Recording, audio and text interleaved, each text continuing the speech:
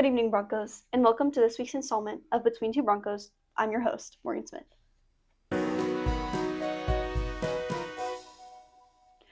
Today I'm here with Spanish teacher Kelly Jones Preville.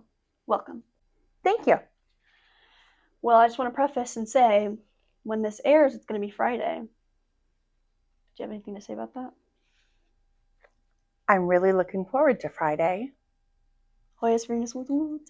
Hoy es viernes! Woot woot! Starting off, where did you go to college and why did you choose that school?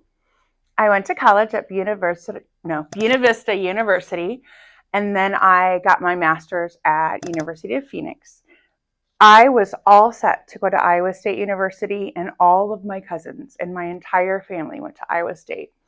And then one day I just decided I didn't want to go there.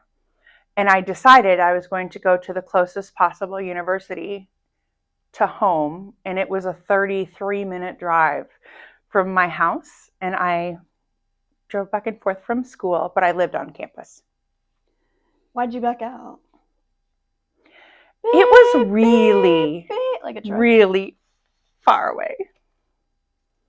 Got it. What was your major and why did you choose that? Well, originally I was in pre-med to be an ER doctor. That's all I ever wanted to be. My mom was an ER nurse. And I did an internship for a few months. It was like 2 months long, shadowing an orthopedic surgeon and a couple different doctors. And a couple weeks in, one of my mentors said to me, "So are you going to be a mom or are you going to be a doctor?" And I got angry with him. And I was like, "I am woman. I can be both. I can be whatever I want to be." And then the rest of the internship, 6 weeks later, and I realized I'd get up at 4:30 in the morning. I'd come home after 8 o'clock at night. I'd fall asleep wherever I was in the house. And I thought, I can't be the mom that I want to be and have these hours. And so right after my internship, I went in and I had a Spanish minor. And so I had to switch it to something. And so I just reversed it and put pre-med minor and Spanish major just because I didn't know what else I was going to do. And that helped me get where I am today. We're looking for a science teacher. You want to switch over maybe? No. I love what I do. What were you like in college? Were you part of any clubs, sports, performing arts, funny stories? I was a cheerleader. We had some basketball and wrestling were just girls, and then football was a co-ed team. So I had a partner, and we did lots of co-ed cheerleading stunts. And I was also on the dance team, and every year went to nationals. Wow. And it was wonderful. It was fun being on cheer and dance and getting to know everybody. My best friend, Toby, who's also on cheer and dance, we lived together, and we ate together, and we walked to classes together, and we were together for so many years all the time that some of my professors didn't know which was Kelly and which was Toby. So they would just look at us and go, "Kelly, Toby, whatever, you're next." Dance. You really like dance, yeah? Yes. Can you perform any of your dance routines? Do you remember any of your cheer routines? Are you kidding? I do. And I'm thinking how humiliating that's going to be. Go ahead.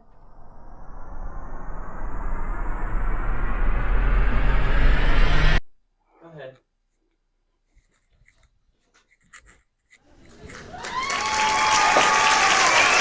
Cheer really makes sense for you. I mean, I can always, without a doubt, I can hear you down that hallway. Do you use your cheer skills? Absolutely. I'm not afraid of being in front of people, so I can have no matter how large the group is, I don't get stage fright or I don't get afraid of speaking. And I have a really loud voice, and that's always helped me. And we say, a cheer would be like, "Let's go, Broncos!" And perfect. I teach loud also. That's just me. Toby, are you still friends with her today? Of course.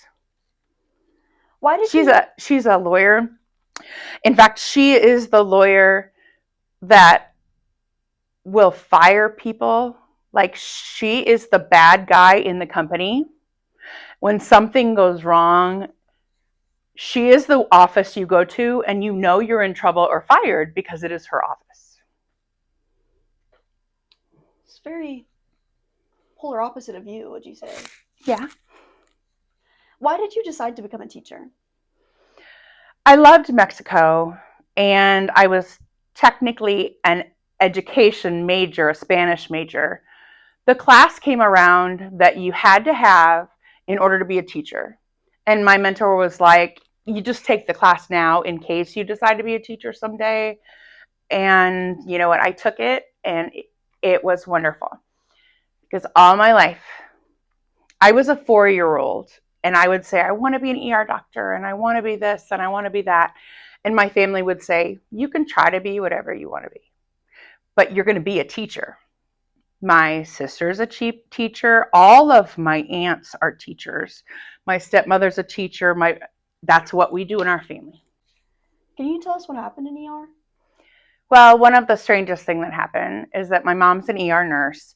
And so I spent a lot of time in the emergency room with her. And I was dating a young man who had a motorcycle.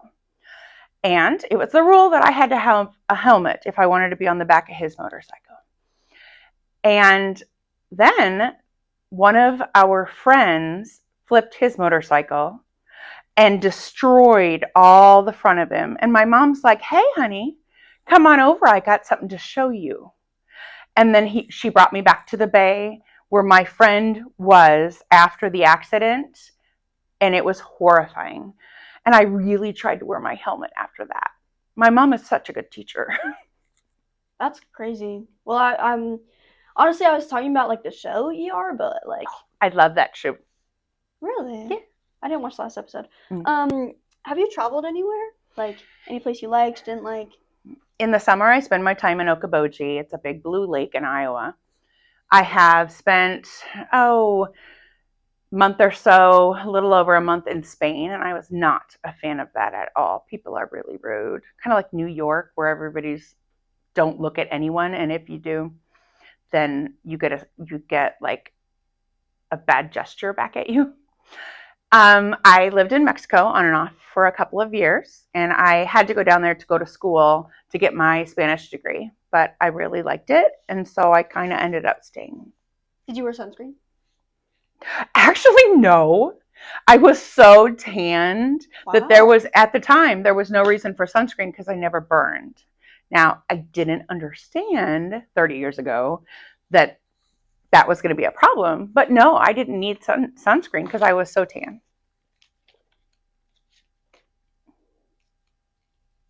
Sorry, I just feel like my breath smells a little bit. Do you want a piece? No, thank you. So, I have this famous gum. Can you tell me? I heard you have this gum container. I do. I have a gum jar. Can you tell me how that came to be and like? Well, I try to think of natural consequences for if you do something bad. I want something to happen to you that makes sense as a punishment for whatever it was. And in Spanish, you're trying to speak in another language. It's hard enough. But when you have gum in your mouth and you're trying to speak another language, it just doesn't work. Not to mention, it gets under the desks and it's just disgusting. Well, disgusting. Like, don't you think that you're going to start another pandemic with your gum jar? Actually, it used to be a fishbowl. And now it's more like a closed top bottle so that, you can put it on your desk, but you won't be inhaling the fumes. Do you have a favorite book and why? My favorite book is The Christmas Box by Richard Paul Evans. I also love the book Dewey, the Library Cat. In my hometown, some little high school monster put a kitten through the library drop box on a really cold night. And, well, maybe it saved the kitten's life because it got out of the cold, but that book was written about in detail about the cat that I grew up with that lived at the library. And my grandma is even a character in that book. Was she the cat? Oh, no, Dewey. Nope. Grandma Marcy. Nope. She wouldn't be that. Oh. Do you have a favorite movie? I do. I like Silence of the Lambs. Wow. Would you rub the lotion on your skin to avoid getting the hoe skin? Absolutely. Really? Yeah. What particular part of that movie do you like? I like Hannibal Lecter, and I like watching the really good acting between the main characters. Do you know that what Buffalo Bill is based off of? Not really. I Ed Gein. He's a serial killer. Oh, fun times. Very, yeah. Mm-hmm. What's your favorite part of the school day at school? In the morning, probably between 10 and 11. Does it really hit you at 9:59? No, it's a gradual happiness. Wow. And then it just fades after that. Were you rebellious as a teen? No, I was such a goody two-shoes. I didn't do anything wrong. I followed every single rule. What kind of goodies did you keep in your shoes? Like, I feel like if you put like chocolate in there, it'd be kind of fruit messy. by the foot, because Wow. it fits. By the foot. Mm-hmm. What's your favorite hobby outside of school? I really like napping, and I know I really like napping. That's a good one. Yes. I like shopping. I like to do arts and crafts and things. What Travel. stores do you like to shop at? Oh, this is horrible. I'm a Walmart shopper. And so to get away from my children and family, every week I get to spend about 2 hours just wandering around Walmart by myself so that I don't hear anybody going, "Mommy, mommy, mommy, mommy." And it's kind of like my spa. I get to relax there. Now you say like arts and crafts. Do you have a favorite piñata that you've had over the years? Do you ever like take them home and like bash them, beat them up? No, actually I don't. I've had some good ones and I probably have photos of them, but my house is decorated Mexican. And so I just think it would be awkward to have a piñata in the living room.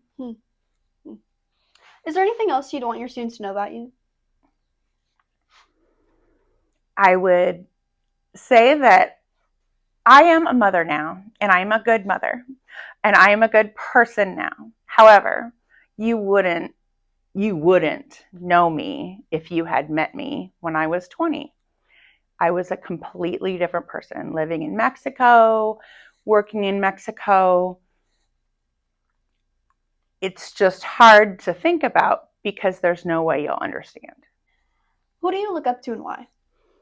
I had a couple of professors in college that really took me under their wing. They were a married couple and they taught all of the Spanish classes. And so I would either have the woman Spanish teacher for my class, and then later that day I would have her husband. And they didn't have any children, so they kind of made me a child. Now I have to ask about your infamous February seating chart. Can you tell us a little bit of the lore about that? Why? I love the Love Connection seating chart. So what I do is for each class, and I've done this for 25 years, it's been a while, and I put all of their names out, and then I try to match people up to sit them next to each other that I think they'd be cute with, or I think they'd make a good couple. Now, sometimes people are in the class that don't have a love connection, and that's okay. But the best part about it is the students don't know if I think they look cute with the person in front of them or the person beside them. And I never tell them. Wow. And I have been really, really good at this. I have a marriage that resulted out of this. And there's been so many long relationships and people that are still together today. In fact, about 2 weeks ago, it worked again. And now I have a cute couple that sits together. Okay. Who would you couple me up with? We're now going to do some rapid word association. When I give you a word, please say the first word that comes to your mind. Are you ready? I think so. Gum. Hate. Lamb. Sheep. 8. What? Bet. Sé. De. Hablamos en español todo el tiempo. Bussin'. Huh? Girl dinner. Ooh, fun. Mid. Cap. Awesome. T. Gossip? Beige flag. I don't know about that. I've heard better. Thank you so much for coming onto my show. Why, thank you. Wait, I'm a hugger. Can we hug? Of course. Good job.